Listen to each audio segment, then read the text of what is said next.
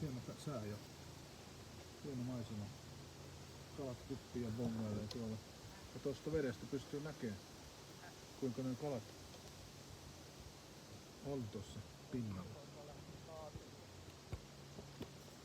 Ja Vissun ovelle ilmainen mainos, se on tosi hyvä.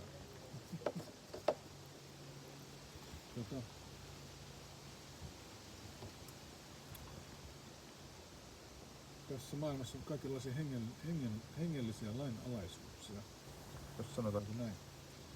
Ja tavallaan, jos jotenkin niin kuin jotkut on ajatelleet, että he ovat löytäneet sellaisen lainalaisuuden, minkä avulla he voivat menestyä loputtomasti.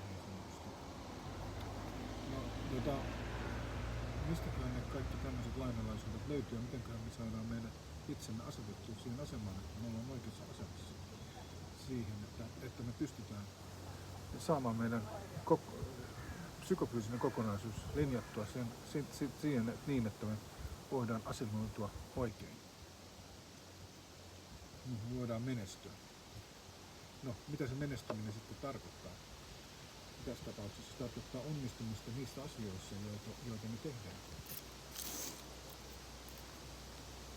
No, joku ajattelee, että jos niin suoritetaan, yritetään ja tehdään kaikkemme, että onnistutaan, no se on yksi keino ja silloin myös sitten siinä voidaan epäonnistua ja onnistua.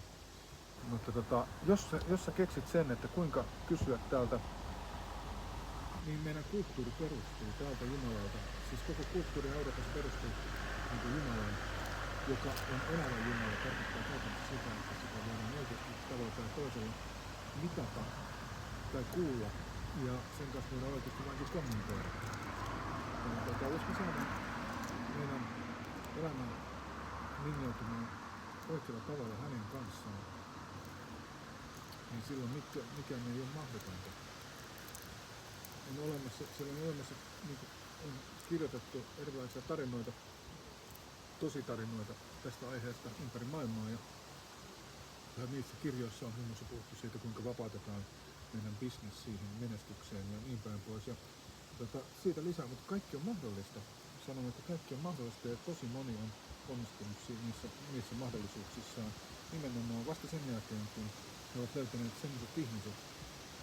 Mä nyt on yksi esimerkki niistä, joilla oikeasti tämä toimii. Eli Jumalan henki on oikeasti